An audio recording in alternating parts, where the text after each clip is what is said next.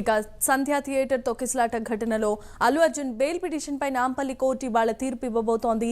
ఇప్పటికే bail petition పై వాదనలు ముగిశాయి. ప్రస్తుతం మధ్యంతర బెయిల్ పై అల్లు అర్జున్ ఉన్నట్లుగా తెలుస్తోంది. ఇక ఇవాళ కోర్టు ఇచ్చే తీర్పుపై సర్వత్రా ఉత్కంఠ నెలకొంది.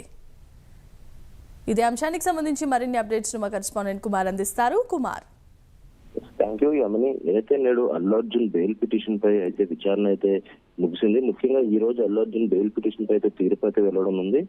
నాంపల్లి కోర్టు అయితే ఈ తీర్పు అయితే ఇవ్వనుంది.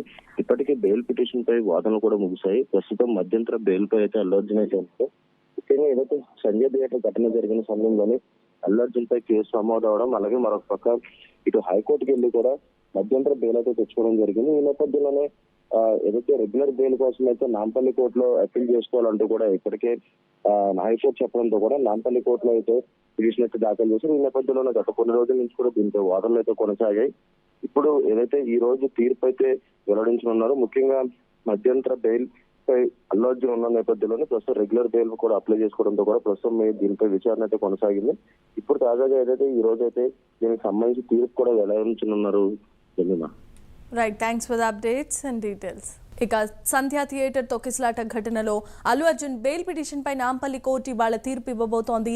ఇప్పటికే బెయిల్ పిటిషన్ పై వాదనలు ముగిశాయి. ప్రస్తుతం మధ్యంతర బెయిల్ పై అల్లు అర్జున్ ఉన్నట్లుగా తెలుస్తోంది. ఇక ఇవాళ కోర్టు ఇచ్చే తీర్పుపై సర్వత్రా ఉత్కంఠ నెలకొంది.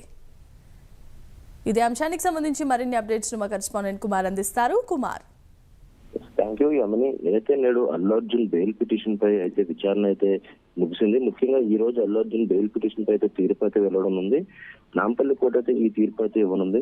ఇప్పటికే బెయిల్ పిటిషన్ పై వాదనలు కూడా ముగిశాయి. ప్రస్తుతం మధ్యంతర బెయిల్ పై అయితే అల్లు అర్జున్ అయితే ముఖ్యంగా ఏదైతే సంజయ్ థియేటర్ ఘటన జరిగిన సమయంలోనే అల్లు అర్జున్ పై కేసు నమోదు అవడం, అలాగే మరొక పక్క ఇటు హైకోర్టుకి వెళ్లి కూడా మధ్యంతర బెయిల్ అయితే తెచ్చుకోవడం జరిగింది. ఈ నేపథ్యంలోనే ఏదైతే రెగ్యులర్ బెయిల్ కోసం అయితే నాంపల్లి కోర్టులో అప్పీల్ చేసుకోవాలంటూ కూడా ఇప్పటికే హైకోర్టు చెప్పడంతో కూడా నాంపల్లి కోర్టులో అయితే పిటిషన్ అయితే దాఖలు చేశారు. ఈ నేపథ్యంలోనే గత కొన్ని రోజుల నుంచి కూడా దీంతో వాదనలు అయితే కొనసాగాయి.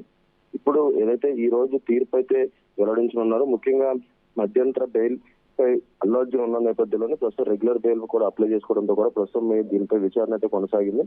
ఇప్పుడు తాజాగా ఏదైతే ఈ రోజు అయితే దీనికి సంబంధించి తీర్పు కూడా వెల్లడించనున్నారు. Right, thanks for the updates and details.